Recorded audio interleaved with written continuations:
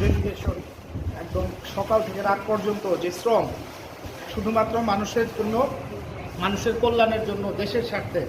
Even আপনারা শুনলে আরও খুশি হবেন যে কালকে শিশু বাচ্চারা পর্যন্ত, 5-6 বছরের বাচ্চারা পর্যন্ত একদম সকাল থেকে সন্ধ্যার পরে খুব উৎসাহ নিয়ে দৌড়াদৌড়ি করে কাজ করছে।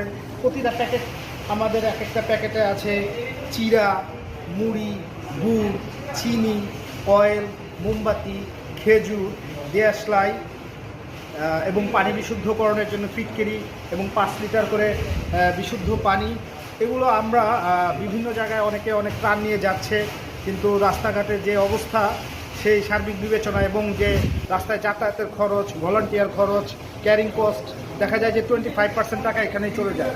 সেই জন্য আমরা বাংলাদেশ নৌবাহিনীর মাধ্যমে, আমাদের এলাকায় একজন ছেলে নৌবাহিনীর কমান্ডার হিসেবে আছে, তার মাধ্যমে আমরা নৌবাহিনীর মাধ্যমে এই ত্রাণগুলো যথাযথ জায়গায় পৌঁছে দেব।